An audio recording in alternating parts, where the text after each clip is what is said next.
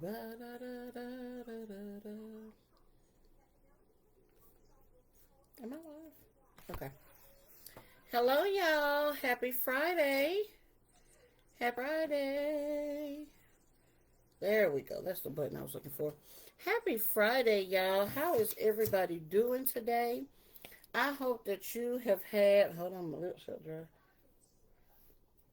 I hope that you have had an amazing week.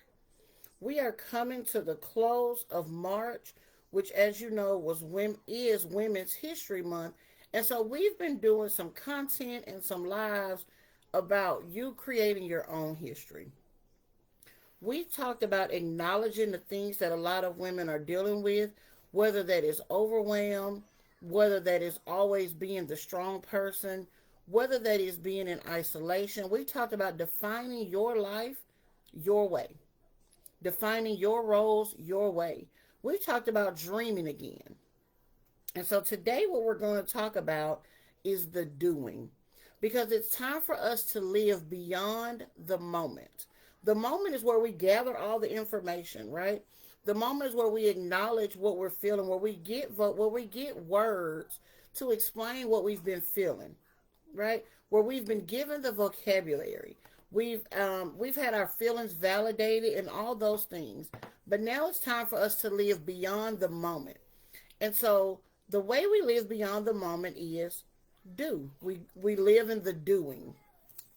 This is what doing stands for. Let me put my paper up here because I don't always remember. But it is time for us to be in the doing.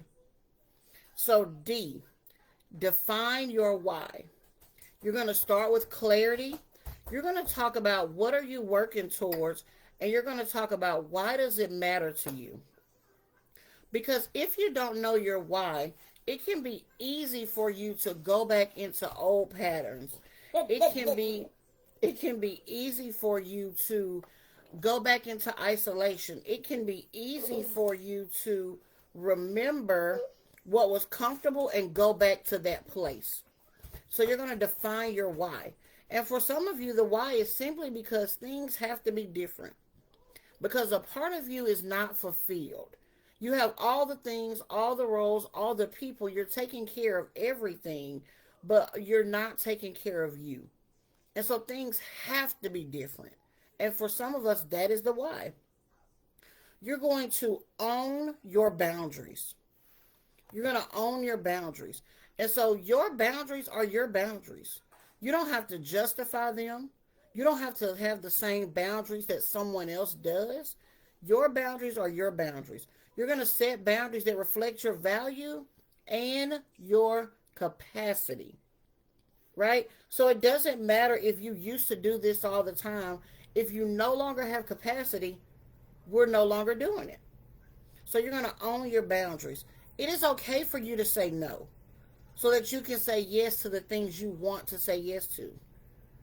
I made a post earlier this week about how this week I really wanted to be in Orlando at ACA. But the reality is, for many reasons, I couldn't go. It wasn't the best choice, right? And so that required me to have a boundary with self. Remember, we talked about boundaries are not just for other people. That required me to have a boundary with self and to say no to myself now so that I can say yes to myself in the future. And so you're going to own your boundaries. I is you're going to implement. It's not enough for us to talk about the things.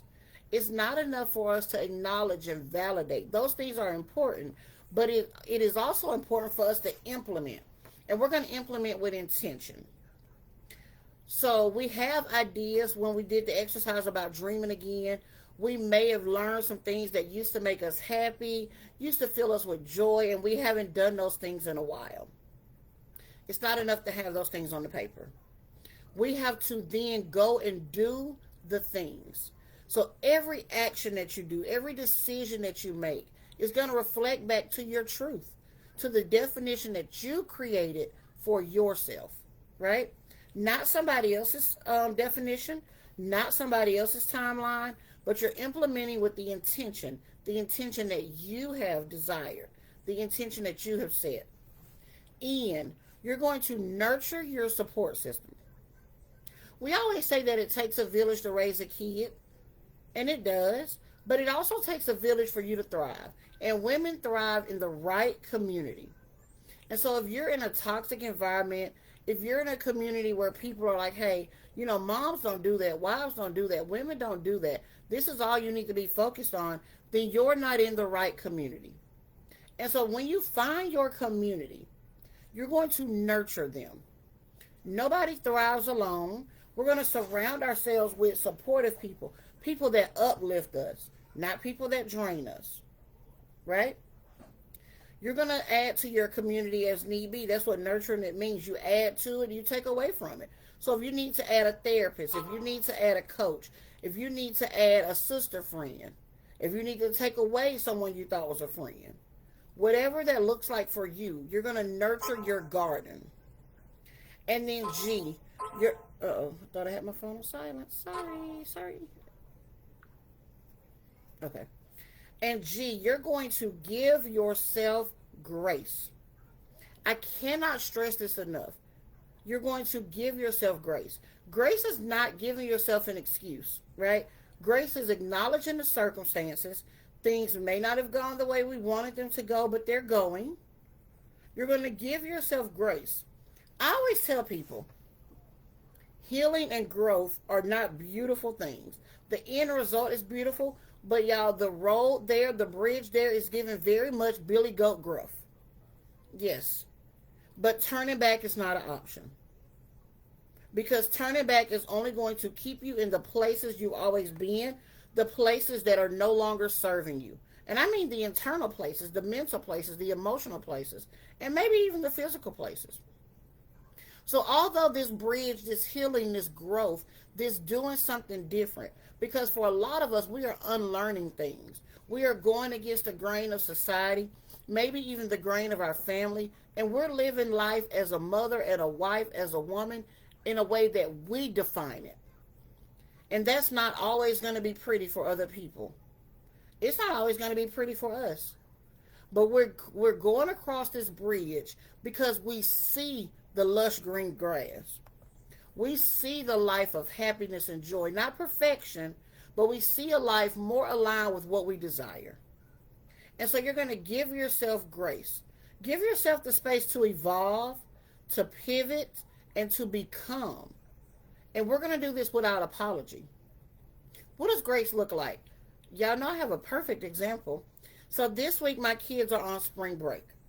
Now prior to this, I've been working high execution, 8 to 2 every day, a little dib and dab in the evening, right? But my kids are at school, so 8 to 2, 8 to 2, I've been on it. Well, this week, my brain thought that it was on spring break, no matter how much I told it was not. And so we've been waking up late. I haven't been doing as much as I usually do, but I've still been meeting the goal. Am I going to beat myself up about it? No, because what does that do? Maybe my body needed the rest. Maybe my kids needed me to be a little more present. And so I'm giving myself grace. And sometimes giving yourself grace means telling other people, hey, this is where I am today, and I'm okay with that. Again, grace is not an excuse. So let's go through those again because we're moving beyond the moment. And it is time for us to do some things. So doing, you're going to define your why. You're going to own your boundaries. You're going to implement with intention. You're going to nurture your support system. And you're going to give yourself grace. This is how we move beyond the moment. Now, of course, if you are a part of my community or if you are connected to me on social media, we will continue to talk about these things because this is an ever-evolving place for women. And I want to be a part of your community in whatever way you need me to be. So thank you for joining me every week. We've done lives about this. And because Women's History Month is coming to an end, this will not be the end of our time together. If there's ever anything I can do for you, please let me know. I would love for you to share any revelations, any ahas, any changes you've made, any dreams you have allowed to come back up. And I would really love to hear how you're going to move into the doing. I want you to remember as we close that you are amazing, that you are more than any internal and external expectations, that you are more than any internal and external barriers, that you are more than somebody something. You are you, and you deserve to be you fully, wholeheartedly, and in whatever way that looks like for you. Thank you so much. I hope you have an amazing weekend.